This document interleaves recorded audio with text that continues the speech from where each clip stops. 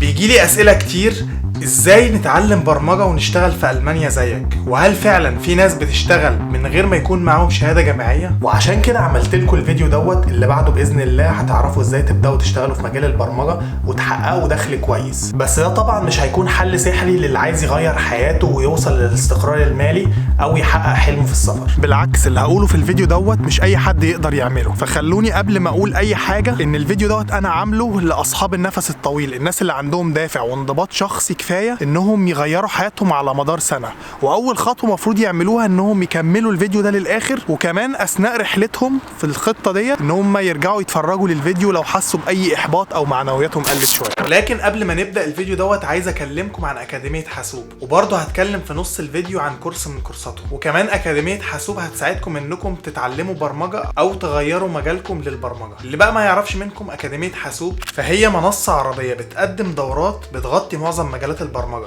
وبتاخدك من الصفر لحد ما تكون قادر تشتغل من خلال التطبيق العملي وبناء مشاريع حقيقيه، واللي هتضمن لك تتعلم كويس وتثبت خبرتك ببورتفوليو او معرض اعمال رائع، وممكن تعرضه في اي انترفيو شغل وانت واثق من نفسك. وده غير ان شهاده اكاديميه حاسوب واحده من اكتر الشهادات طلبا في سوق العمل، وهتفتح لك فرص كتير لانها من شركه حاسوب اللي عملت خمسات ومستقل، اكبر منصات العمل الحر في العالم العربي. لينك الاكاديميه هتلاقوه موجود تحت في وصف الفيديو، ولو حابين تعرفوا انا بدات بانهي كورس كملوا معايا الفيديو للاخر. فيلا بينا بقى نرجع للخطه بتاعتنا بسرعه. هدفنا من الخطه ديت زي ما قلت من شويه هو زياده الدخل السنوي بتاعنا عن طريق ان احنا نسافر المانيا ونشتغل في مجال البرمجه. وهقول لكم ليه. اي بيزنس محتاج حاجتين عشان ينجح، الحاجه الاولى بضاعه كويسه، الحاجه الثانيه سوق فيه احتياج كبير للبضاعه ديت. مش هخبي عليكم، ألمانيا عندها عجز كبير في مهن كتير، مش بس البرمجة، لكن البرمجة تعتبر من أكتر المهن المطلوبة في ألمانيا إن لم تكن المهنة الأكثر طلبا في ألمانيا. ده غير إن من مميزات البرمجة إن الواحد ممكن يتعلمها في أي مكان، وأي حد ممكن يقدر يتعلم برمجة. وكمان الشركات هنا في ألمانيا مش بتطلب من حد شهادة جامعية علشان تشغله، كل اللي عليك تعمله إنك تثبت لهم كفاءتك في الشغلانة اللي أنت مقدم عليها.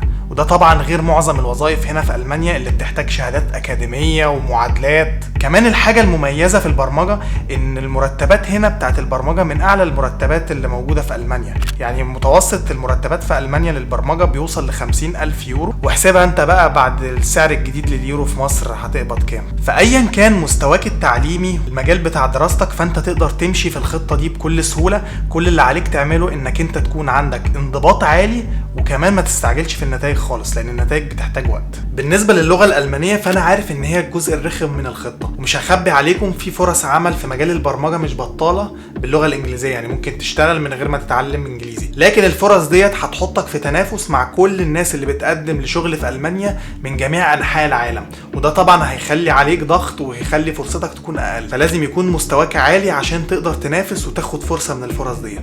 لكن لو اتعلمت ألماني فأنت هتنافس مع مجموعة أقل على فرص عمل أكتر، لأن حوالي 85% من الفرص العمل اللي موجودة في ألمانيا في مجال البرمجة بتكون بتحتاج ألماني. ده غير ان صاحب العمل هيكون صبور عليك شوية، لان زي ما انا قلت من شوية السوق عطشان ومحتاج ناس كتير جدا تشتغل.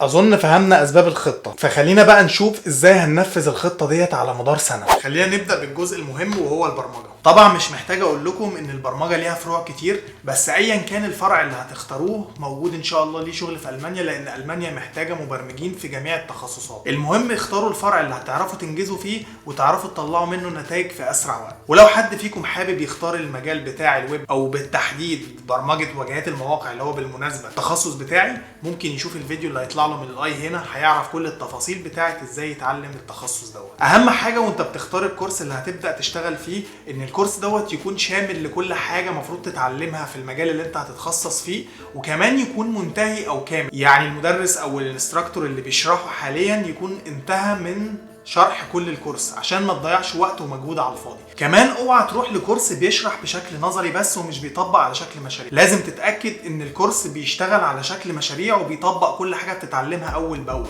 لانك من غير ما تطبق وتشتغل في مشاريع يبقى اكنك ما بتعملش اي حاجة خالص. وبمناسبة الموضوع دوت في اكاديمية حاسوب بتقدم كورس كويس جدا في برمجة واجهات المواقع، وبتشرح لغات زي HTML و CSS وجافا سكريبت، واللي بتخليك تنفذ مشاريع حقيقية عن تطوير واجهة موقع زي واجهة موقع يوتيوب، وكمان واجهة متجر الكتروني وواجهة موقع شركة اثناء الدورة، عشان لما تنتهي من الدوره يكون عندك بورتفوليو جاهز للعرض في اي انترفيو.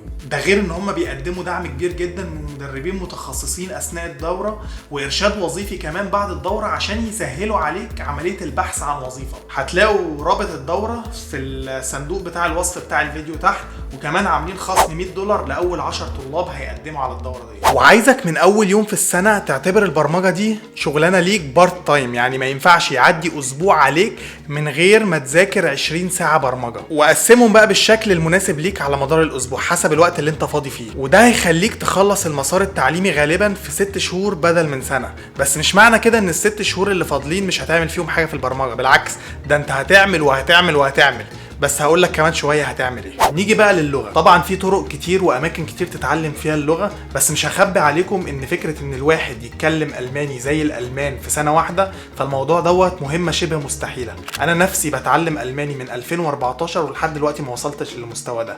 بس الخبر الحلو انك مش محتاج خالص انك تكون في المستوى دوت، انت محتاج توصل لمستوى يخليك تقدر تتعامل وتتكلم في الظروف الحياتيه المختلفه وكمان في الشغل.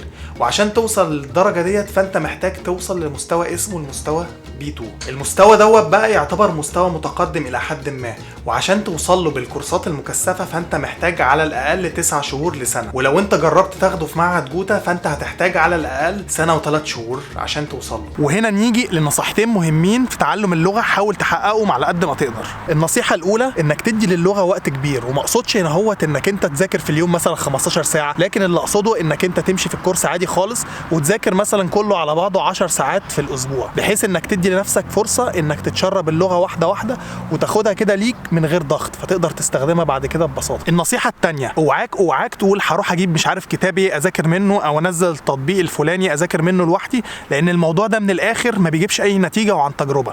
الصح انك انت تروح تاخد كورس في مكان محترم او مع مدرس محترم بيعلمك الالماني مع ناس تانية وبيعلمك بطريقه الممارسه مش التلقين. ساعتها وان كنت برضو مرجحش جامد انك انت تقدر تجيب كتب زياده تذاكر منها او تنزل تطبيق يفكرك باللغه على قد ما تقدر، بس برضو يعتبر تشتيت. دلوقتي اعتقد ان ملامح ال6 شهور الاولى بانت. احنا محتاجين في خطتنا حوالي 30 ساعه، هنقسمهم 20 ساعه للبرمجه و10 ساعات للالماني، وده مقصود لان البرمجه في الاول محتاجه تاسيس قوي جدا، وكمان ال6 شهور الاولى في الالماني محتاج ان الواحد يمشي في اللغه على مهله ويشرب كل معلومه واحده واحده. في منكم هيقول لي 30 ساعه في الاسبوع في ظروف حياتنا الحاليه يعتبر شبه مستحيل، ولو هو فعلا كده وزع الساعات اللي انت هتشتغل فيها على اسابيع اكتر بحيث انك تاخدها في مده اطول، فمفيش حاجه مستحيله ولو حد عايز يعمل حاجه هيعملها. المهم بقى ان في نهايه المرحله ديت يكون عندك قدر مش بطال في اللغه الالمانيه تقدر تاخد وتدي مع اي حد بيتكلم الماني، ومخلص دوره برمجيه كامله بتاهلك لسوق العمل. لكن ده لسه مش كافي انك تقدر تلاقي فرصه عمل بسهوله، وان كنت تقدر تقدم على الوظائف اللي مش محتاجه الماني. هنقسم ال6 شهور التانيين لمرحلتين مختلفين. المرحلة الأولى هتكون من الشهر السابع للشهر التاسع، وفيها هنغير شوية تقسيمة ال30 ساعة. أول حاجة البرمجة بدل ما هنديها 20 ساعة هنديها 15 بس، وال5 ساعات الزيادة دول هنوديهم للجزء بتاع اللغة، فكده اللغة هتبقى 15 ساعة زيها زي البرمجة، وهقول لكم ليه كمان شوية. خلينا في البرمجة الأول. انا قللت الوقت بتاعها لان احنا دلوقتي خلصنا المسار التعليمي في ال6 شهور اللي فاتوا، وهدفنا دلوقتي ان احنا نثبت اللي احنا اتعلمناه ونزود خبرتنا، وده هيكون عن طريق انك انت تعمل مشاريع تطبق فيها اللي انت اتعلمته.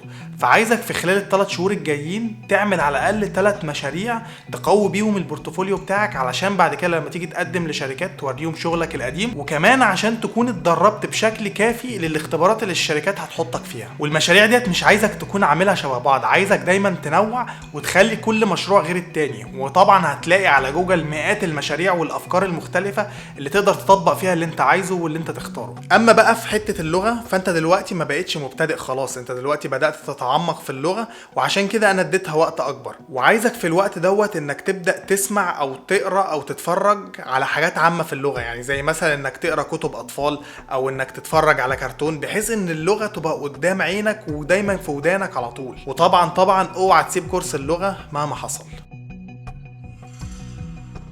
المرحلة التانية بقى اللي هي الشهور اللي فاضلة خلاص من السنة، عايزك تبقى زي اي تاجر شاطر بيعمل حاجتين عشان يسوق لبضاعته. الحاجة الاولى ان هو بيزوق بضاعته باحسن شكل ممكن علشان تعجب الناس. الحاجة التانية ان هو بيعمل اعلانات لبضاعته في كل حتة علشان تظهر للناس ويقدروا يشتروها.